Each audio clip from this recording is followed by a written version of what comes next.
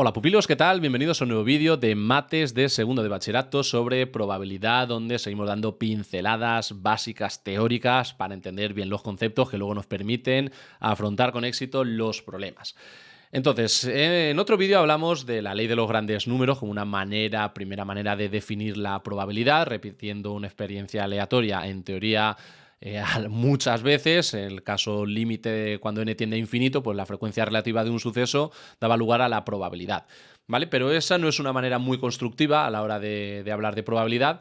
Entonces podemos hacer una construcción más axiomática, ¿vale? Partiendo de los axiomas, ¿vale? Los axiomas en matemáticas en general son, digamos, las cosas más básicas, cosas que damos por válidas y que no requieren demostración y que pero son cosas como súper básicas que constituyen los cimientos para ir construyendo algo en matemáticas, ¿vale? Los axiomas son como los cimientos, los elementos básicos estructurales, sería como en la materia los átomos que constituyen la materia, digamos los elementos más básicos.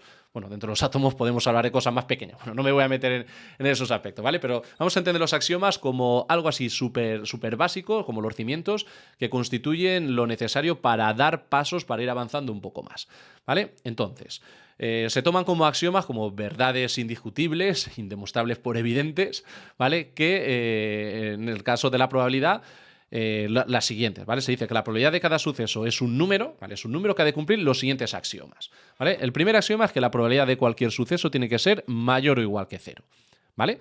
Eso es lógico, ¿vale? No puede ser la probabilidad menor que cero. La probabilidad de que ocurra algo no puede ser negativa. Puede ser cero en el caso del suceso imposible y mayor que cero para cualquier otro suceso, ¿vale? Por tanto, eso se asume como verdad indiscutible y que nadie se atreve a discutir. La probabilidad de cualquier suceso es mayor o igual que cero.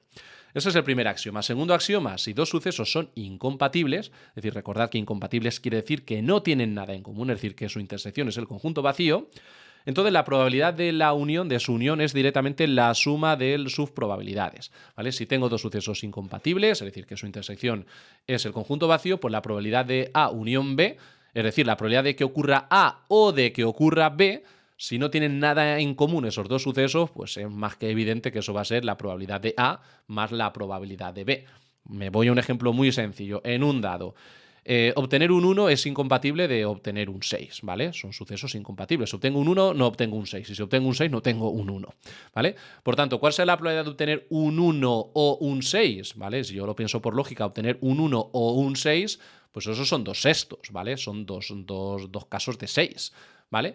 Y entonces en ese caso puedo verlo como la probabilidad de obtener un 1 más la probabilidad de obtener un 6, ¿vale? Probabilidad de obtener un 1, que es un sexto, más la probabilidad de obtener un 6, que es otro sexto. Un sexto más un sexto, dos sextos, ¿vale? Por tanto, parece bastante evidente. Si dos sucesos no tienen nada en común, no tienen parte común, la probabilidad de su unión es la suma de sus probabilidades, ¿vale? Y luego el tercer axioma de la probabilidad, ya es que la probabilidad total es igual a 1, es decir, la probabilidad del espacio muestral es 1, ¿vale? El espacio muestral es el suceso, es el conjunto de todos los sucesos posibles, de todos los sucesos elementales que pueden ocurrir en un experimento aleatorio. Por tanto, si yo considero como suceso ese, el propio espacio muestral, la probabilidad de que eso ocurra va a ser 1, ¿vale? Porque el espacio muestral contiene todo lo que puede ocurrir, ¿vale? Por tanto, es evidente, ¿no?, que esa probabilidad va a ser igual a 1.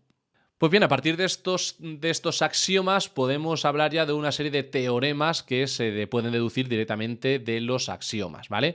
Y aquí en este caso voy a hablar de los más relevantes, no están todos, ¿vale? Pero voy a hablar de los más relevantes.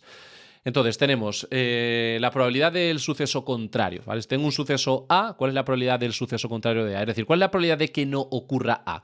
¿Vale? Pues la probabilidad de que no ocurra A va a ser 1 menos la probabilidad de A, ¿vale? Y me voy, por ejemplo, a un ejemplo muy sencillo. En un dado, la probabilidad de, si el suceso A es obtener un 3, la probabilidad de obtener un 3 es un sexto, ¿vale? ¿Cuál será la probabilidad de no obtener un 3? El suceso contrario, pues será, en el caso del dado, pues todos los casos diferentes al 3, ¿vale? Serán 5 casos de 6, es decir, 1 menos un sexto, eso van a ser 5 sextos, ¿vale?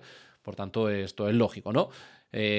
Cuando realizo un experimento aleatorio, o bien ocurre un suceso o bien no ocurre ese suceso, ¿vale? Por tanto, la suma de esas dos probabilidades tiene que ser 1.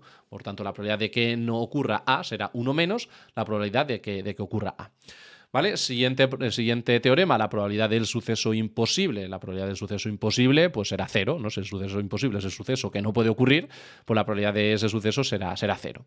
¿Vale? Más cosas. Si tengo K sucesos incompatibles 2 a 2, ¿vale? A sub 1, A sub 2, A sub 3, A sub 4, así hasta A sub K, ¿vale? K sucesos incompatibles 2 a 2, entonces la probabilidad de la unión, ¿vale? La probabilidad de la unión de todos esos sucesos se puede ver como la suma de las probabilidades, ¿vale? Esto se puede deducir a partir del axioma ese que hemos visto antes, que el axioma se refería a dos sucesos, aquí hablo de K sucesos en general, si son incompatibles 2 a 2, no tienen parte en común 2 a 2, la probabilidad de toda esa unión se puede calcular como la suma de todas las probabilidades, ¿vale? Y en el caso más general de dos sucesos que no son incompatibles, la probabilidad de su unión se calcularía como la probabilidad de A más la probabilidad de B menos la probabilidad de la intersección, ¿vale? Cuando son incompatibles ya hemos dicho antes, por los axiomas, que la unión era directamente la suma de probabilidades, pero cuando no son incompatibles, cuando tienen parte común, hay que restarle la parte común, porque cuando yo hago la unión estoy contando la parte común dos veces, ¿vale? Como cuento la parte común dos veces, tendré que restarle esa parte común una vez para así haberla contado una única vez, ¿vale? Por tanto, esta es una fórmula mega importante, que es un teorema al fin y al cabo de la probabilidad, que es la probabilidad de A unión B, es la suma de probabilidades menos la probabilidad de la intersección. ¿Te has quedado con ganas de más? Estoy seguro que sí. Te dejo por aquí un vídeo relacionado sobre probabilidad y también la clase completa de probabilidad desde cero para segundo de bachillerato, el vídeo más visto del canal. Es todo lo que necesitas para dominar el tema. ¿No me crees? Clica y me cuentas. Chao, pupilos.